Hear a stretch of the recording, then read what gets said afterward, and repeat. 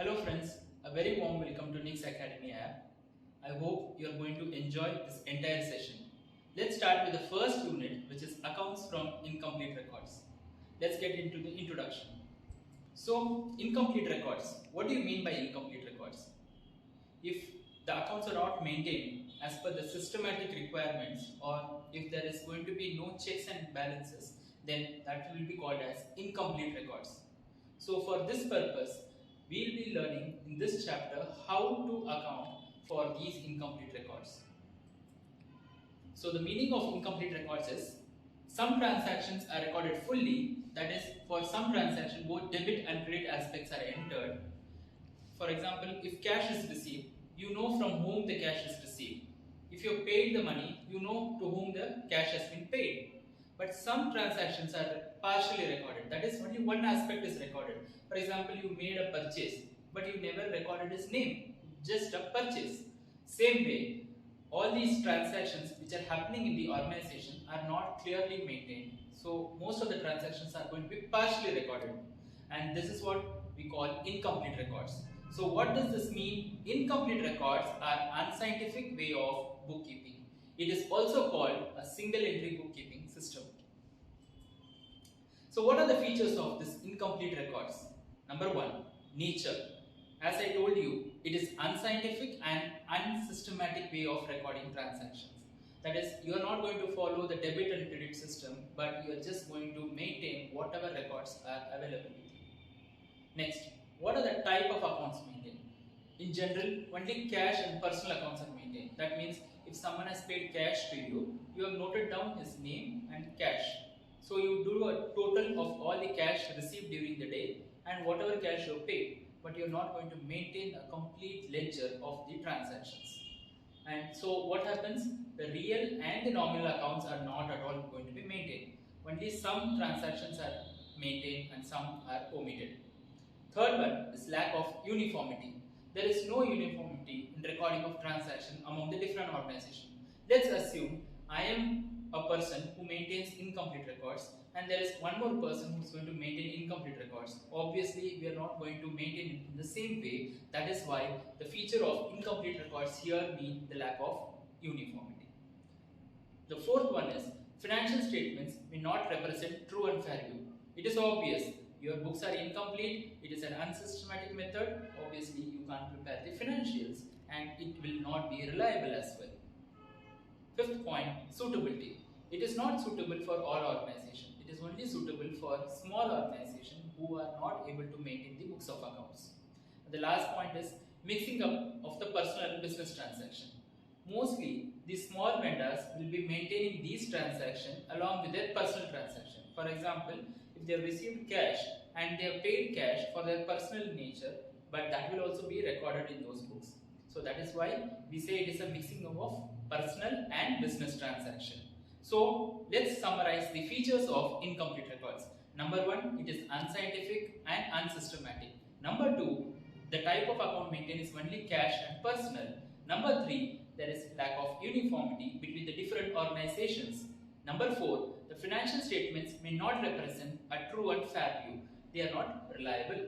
And fifth one is suitability. It is only suitable for small organizations, not for bigger ones. And it mixes up your personal and business transactions. The next one is limitation of incomplete records. So what are the limitations? Lack of proper maintenance of records. Obviously, you are not going to maintain all the ledgers, so you will be having very few records. Bills or whatever ledger balances are required, you are not going to maintain. Number two is difficulty in preparing a trial balance. When can you prepare a trial balance?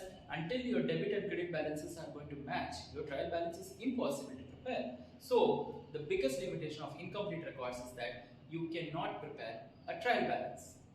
Number three is difficulty in ascertaining the true profitability.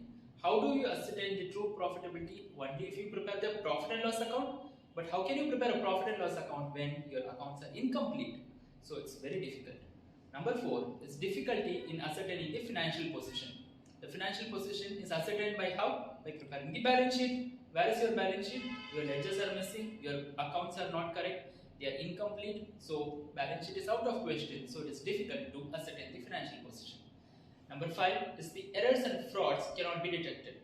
When we go to the double entry bookkeeping system, we know that the debit and credits are maintained correctly. But when it comes to this incomplete records, most of the transactions are not accurately maintained. So how can you identify the errors and frauds? If you have missed out something, that is also very difficult to detect. And the sixth point is, it is unacceptable to the governments and other authorities. Who are the other authorities? Especially the tax authorities. They will never rely on incomplete records. Only if the records are going to be properly maintained through the systematic method and they are audited, they are reliable. So having incomplete records is going to be not accepted by the government and other organizations. So let me summarize the limitations of incomplete records. Number one, lack of proper maintenance of records. Number two, difficulty in preparing the trial balance. Number three, difficulty in ascertaining the true profitability of the business. Number four is difficulty in ascertaining the financial position. Number five, errors and frauds cannot be detected easily. Number six, unacceptable to the government and other organizations. Let's see the difference between the double entry bookkeeping system and the incomplete records. This is a very important question. Number one, the first basis of distinction is recording of transaction. Like I said, in double entry bookkeeping system, you have both the debit and credit aspects and all the transactions are maintained. But whereas in incomplete records, debit credit of all transactions are not going to be recorded. Number two, the type of accounts maintained in double entry bookkeeping system is personal, real and nominal accounts and they are maintained fully. Whereas in incomplete records, only personal and cash transactions are maintained, real and nominal are not going to be maintained. Number three is preparation of trial balance. Double entry bookkeeping system, you have the ledgers, so your trial balance is easy to prepare and it can be prepared properly. Whereas in incomplete records, it is very difficult to prepare the trial balance. You will have lot of missing ledgers, lot of missing balances. Same way, how to determine the true profit and loss? Double entry bookkeeping system, you will be preparing the profit and loss account, whereas in incomplete records, it is very difficult to prepare the P&L, that too with accuracy. The next point is determining the financial position. Double entry bookkeeping system, the balance sheet can be prepared because you have all the ledgers in your hand.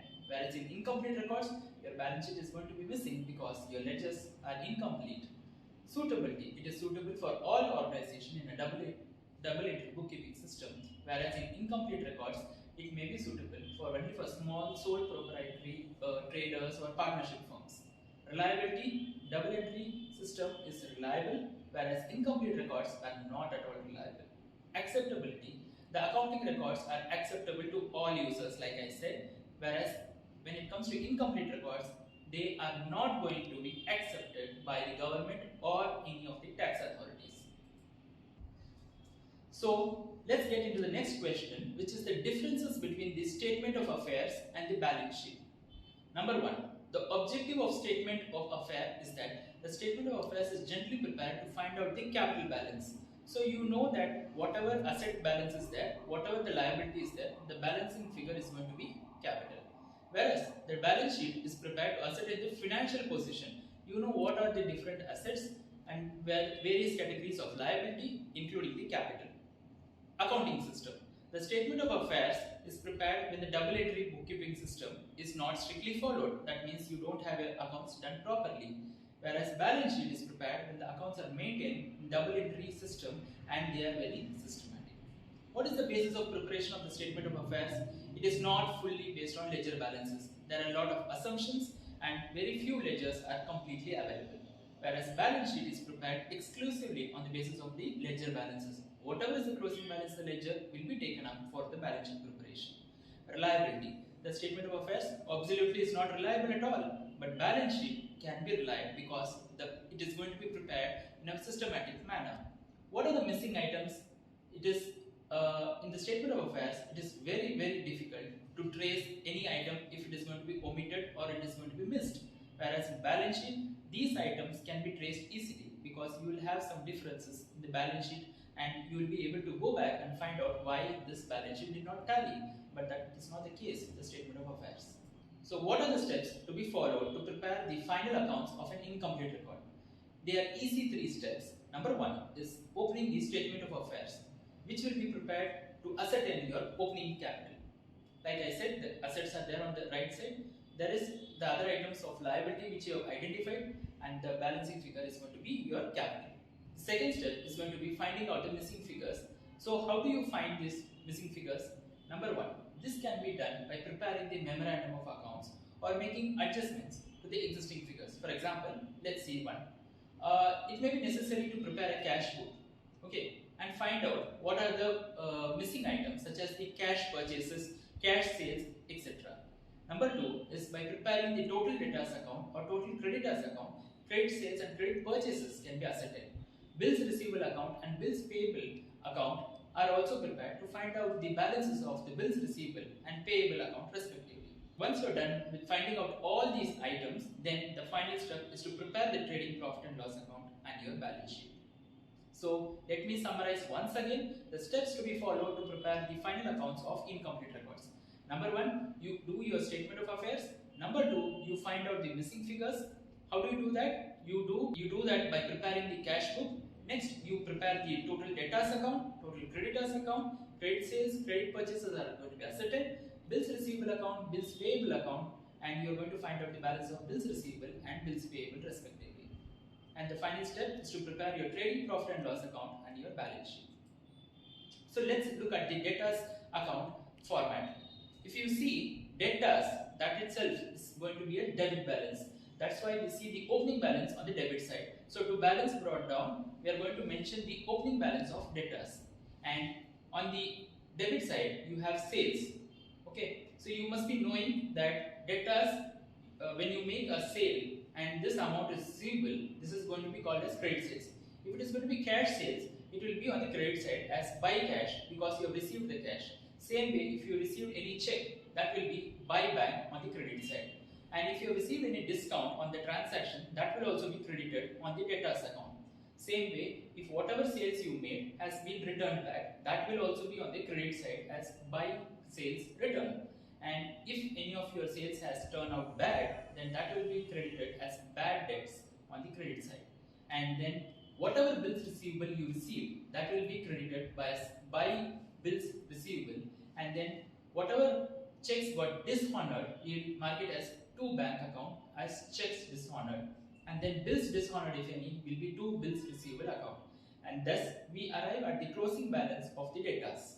So the format is very important because all your exam problems will be based on this total debtors account. Next, let's look at the bills receivable account format. If you see, this bills receivable is also a debit balance. That's why we have an opening balance on the debit side, and then whatever amount you received, that will be buy cash or buy bank on the credit side. Whatever bills receivable has been dishonored also will be on the credit side as buy sundry debtors, and then whatever bills receivable received during the year will be to sundry debtors on the debit side, and thus we arrive at the closing balance of bills receivable. So very important to follow this format. Don't forget that the opening balances has to be correctly mentioned. So if your opening balances are going to be on the debit side, whatever cash you received will be on the credit side, whatever bills receivable you received during the year will be on the debit side, and dishonored sundry debtors will be on the credit side, and thus you arrive at the closing balance, which is bills receivable account. Next is the total creditors account. Under the total creditors account, obviously you should know that the opening balance is going to be what? Credit balance. So we'll write buy balance brought down as your opening balance. Then we make some credit purchases, so we will mark it as buy purchase account on the credit side. If your checks are going to be dishonored, buy back your checks is going to be dishonored, and buy bills payable your dishonored bills. On the debit side, whatever amount you paid will be to cash or to bank if you are given checks. Then whatever bills you accepted will be to bills payable account, that is the bills accepted. And then finally you have any discount received, that will also be debited. Any purchase return, that will also be debited, and thus will arrive at the closing balance on the debit side. So very important is that creditors is the person to whom we have to pay. So please don't interchange these entries. After going through the debtors account, carefully look at the creditors account. Once you compare both, you will understand that it is just a replica, it is an opposite transaction, but don't get confused in the exam scenario. Then let's get into the format of bills payable. Under the bills payable, again this is what? Payable. That means the opening balance is going to be on the credit side. and if you make any payment, you have to credit cash or bank. So we will debit to cash and bank on the debit side. And then if any bills payable is dishonored, we will mark it as to sundry creditors. And then if you have accepted any bills, so it will be by sundry creditors on the credit side. And thus we arrive at the closing balance of bills payable. That's all in this chapter. We will be going through the illustrations shortly.